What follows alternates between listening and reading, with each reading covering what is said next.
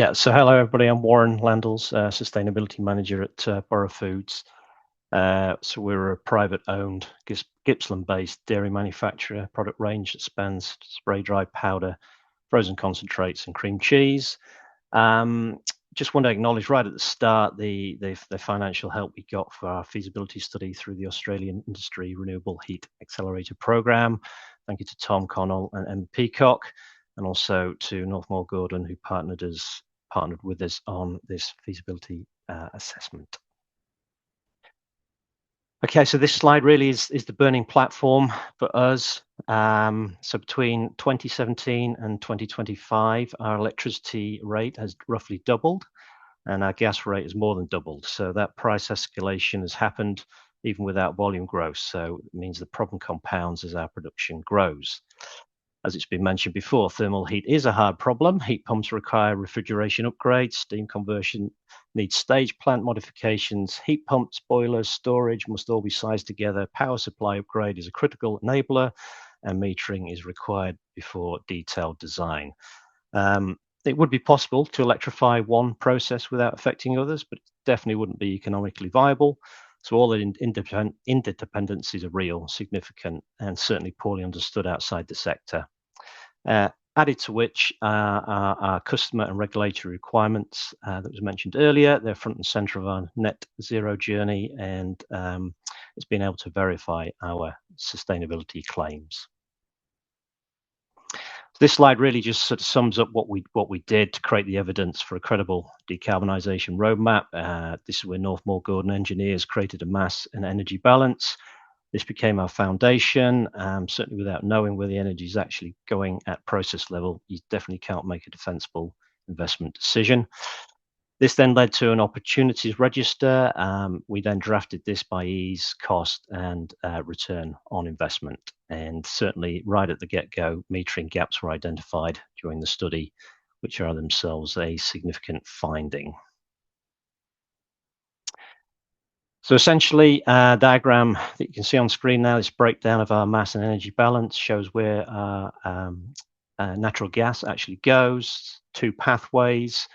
The boiler steam generates steam that's distributed across the factory through evaporation, pasteurization, CIP, and general factory heating. There is a air heater pathway. This is a direct gas flame feeding the spray dryer. It does not go through the steam system at all. Means electrifying this requires a completely different approach. Interestingly, the study showed that 21% of our gas input is lost through boiler flue and blowdown before it even reaches a process. So this was our first opportunity area, and these efficiency measures form part of our short-term program to target these losses directly. So the feasibility study highlighted 8 projects for us, which we could implement, hopefully to reduce emissions by 7 to 10% and operating costs by a further 10%. 3 options required zero capital, so we've got on and done those. They were just operational changes, and they've been completed during our recent shut. We have a remaining 5 capital investments, which we've calculated would pay back within 2 years. It's certainly the longer term, the high capital options that have the significant impact on greenhouse gas emissions, but certainly the ROI is the issue. I'll come on to that on one of our later slides. But certainly sometimes the options are really staring you in the face. You don't always see them. So for example, steam valve insulation, it's a maintenance action, not a technology play, but it accounted for 53% of our short-term cost savings and represented a 1.3-year payback. It's important that these short-term projects are tackled. They're not just about individual savings, but it's about reducing gas consumption now to try and reduce the scale and therefore the cost of electrification equipment required later. So the mantra we used was efficiency first, electrification second, and we think that's the correct sequencing. So what I'll do, just pass to Ewan just to talk through the next 2 slides. Thanks, Warren. So this mirrors what Bryce was speaking about in his presentation. Short term is looking around reducing waste in the site's energy system. In the longer term, we look around making strategic decisions around heat generation. So the charts that I've put together here show process heat and the grade of that process heat. In the top chart in the top left, it's steam only, excluding the air heater for the dryer, and around 76% of that heat is within the reach of a heat pump. The bottom chart is when we have the air heater included, and it shows around 58% of that heat is high grade. So that's beyond what we'd typically be able to achieve with a heat pump. In terms of how we go about prioritizing these, it's around lowest to highest grade of heat. We look at direct heat recovery first, so that's around condensate and effluent. Condenser, there's no energy input there. Then we look at heat pumps or MVR for evaporation and hot water loads, where we're using the refrigeration system on site as the waste heat source. And beyond that, we start looking at high grade heat. Firstly, we're addressing tariff management there. So it's around the existing electricity tariffs, and it will be the case for many industrial sites, have to be adjusted or renegotiated in order to achieve significant electrification.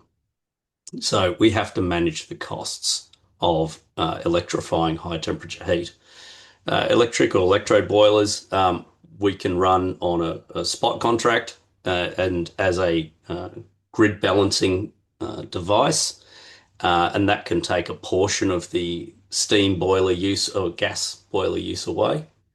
And ETES or electric thermal energy storage can be used for decoupling generation from consumption and can reduce the peak demand charges. In either case, it requires further work, and it requires years worth of work usually on negotiating with the energy retailer for upgrades and tariff negotiations. Next slide, please. Things to keep in mind here. We looked at, so this is around what else do you think about when you consider implementation or changes to a factory around heat generation. Firstly, with heat pumps, they're not standalone. They fundamentally, first thing, they produce hot water, not steam. So there's a distribution system that can't be used or needs to be replaced. The refrigeration circuits often have to be reconfigured. In Burra's case, as well be a lot of cases at dairy sites, there's numerous refrigeration systems around the site, and so we don't have a single one that we can necessarily tie into. So there would have to be some work around consolidation or change.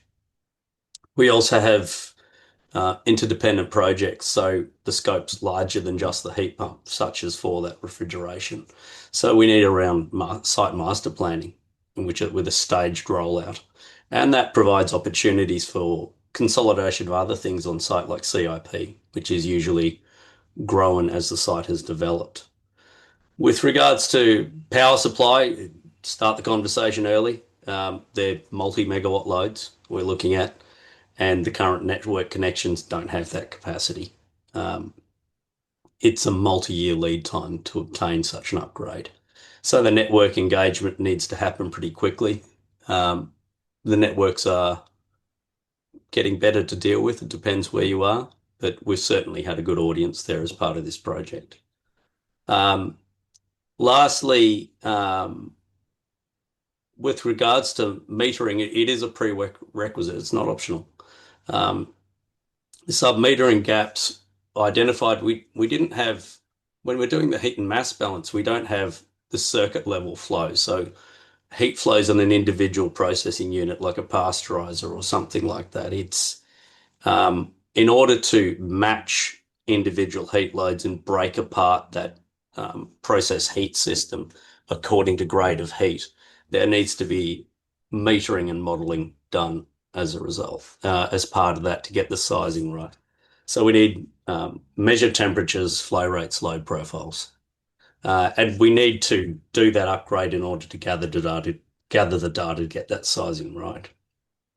Overall, the interdependencies of why energy and carbon should be assessed, and the impact of the site's energy infrastructure assessed for every capital project that's implemented. So it needs to be part of the assessment criteria for whenever plant changes are made. And it's not just labeling it as an energy project, it's a part of a site master planning exercise. That's all for me. Back over to you, Warren. Thanks, Ewan. Well, look, I'll just skirt over this one. As we said, we are looking at all four of these and together. Funding can't be viewed in isolation. Certainly, it's what we've got to do to try and reduce the return on return on investment and the net present value of the whole program.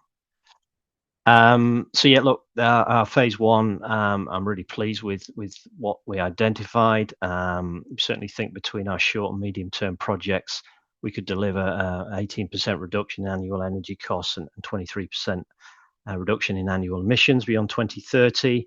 As I said, the insulation heat pumps account for about 70% of those total savings, and we think we could abate about 3,700 tonnes of carbon each year. The four work streams that you can see on the slide are going to run across the three horizons. And I think really the message there is that, again, the transformational electrification takes place at a longer term, but only if you get the groundwork in the first two horizons and that's done properly. And as our CEO points out, the dairy industry runs on very thin margins, so big capital items require very clear justification. So just a summary here.